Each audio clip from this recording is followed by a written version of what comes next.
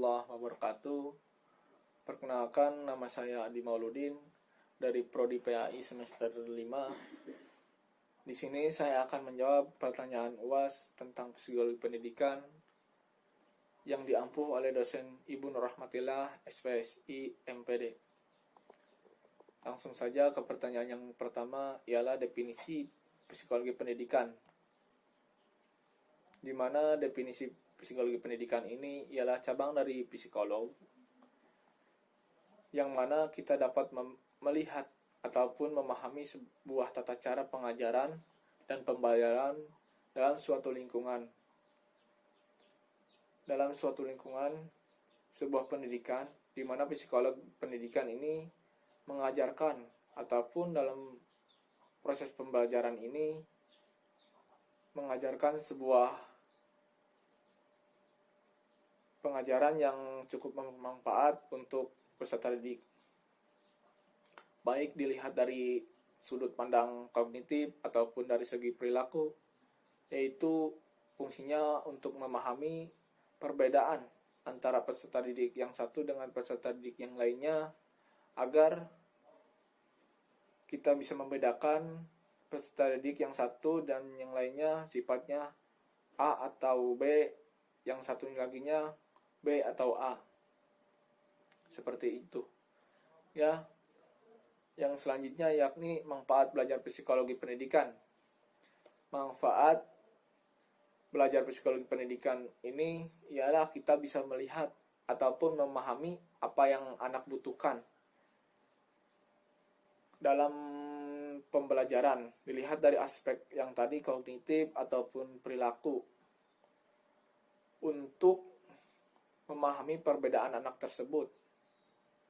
Yang selanjutnya yaitu ruang lingkup psikologi pendidikan. Ruang lingkup peserta psikologi pendidikan yaitu mempelajari semua tingkah laku peserta didik yang dilakukan di dalam maupun di luar proses pembelajaran. Yang mana ruang lingkup ini sangat berpengaruh dalam perkembangan peserta didik dalam sebuah interaksi ataupun pembelajaran yang mereka sedang pelajari. Dan yang selanjutnya yaitu yang pertama, ada mengamati ataupun observasi terhadap anak didik yakni yang dimaksud dengan mengamati ataupun observasi terhadap anak didik ini, kita bisa turun langsung mengamati proses pembelajaran, di mana dalam proses pembelajaran itu kita bisa menilai anak ini seperti apa, anak itu seperti apa. Dan selanjutnya yaitu mengadakan tes. Ataupun mengadakan tes ini untuk melihat ataupun mengetahui peserta didik itu mempunyai masalah ataupun tidak. Di mana kita bisa mengajukan pertanyaan kepada peserta didik tersebut untuk kita mengetahui apa masalah yang mereka sedang hadapi. Yang selanjutnya eksperimen. Eksperimen ini mungkin yang saya pahami ialah yang seperti tadi, kita langsung turun ke dalam sekolah tersebut ataupun yang lainnya. Yang selanjutnya kuesioner ataupun angket. Terus ada studi kasus, metode klinis, dan proyeksi. Yang terakhir ya introspeksi. Jadi itu semua metode yang digunakan oleh tenaga pendidik untuk mengetahui psikologi anak ataupun peserta didik tersebut. Yang kedua, saya mengambil pertanyaan tentang memori. Di mana memori ini ialah sebuah ingatan manusia dari kecil hingga dewasa. Di mana memori ini berfungsi untuk mengingat masa lalu yang telah peserta didik lewati. Yang mana setiap peserta didik ini mempunyai memori yang sama. Yang membedakannya ialah cara mengasah. Untuk mengasah memori tersebut, kita mungkin sangat bergantung kepada orang tua, di mana orang tua ini berperan dalam sebuah ingatan tersebut semasa kecilnya sampai dewasa, di mana semasa kecil tersebut orang tua sering mengasah otak mereka untuk mengingat ataupun sesuatu hal yang mereka pelajari, di mana ada dua memori ini, yakni memori jangka panjang dan ada memori jangka pendek.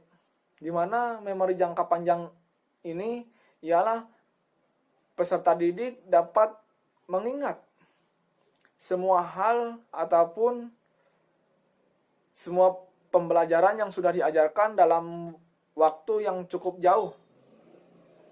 Adapun yakni yang tadi memori jangka pendek, yakni memori jangka pendek ini si peserta didik hanya mampu menyimpan pembelajaran ataupun ingatan tersebut dalam jangka waktu pendek. Dalam jangka waktu pendek ini sampai 3, 2 sampai 1 hari ini mungkin mereka sudah lupa lagi. Yang selanjutnya yaitu pertanyaan yang ketiga, menurut saya yang harus dilakukan psikologi pendidikan ini dalam masa pandemik ini ialah guru psikologi pendidikan harus lebih dekat dengan siswa tersebut agar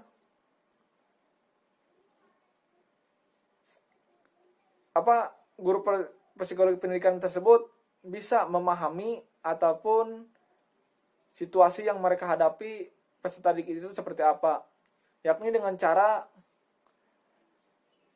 bervideo call ataupun dalam Zoom, Google Meet, memberikan pertanyaan kepada peserta didik untuk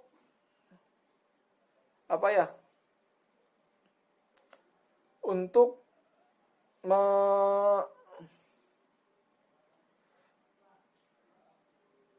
menggali apa yang dihadapi oleh siswa tersebut ataupun peserta didik tersebut.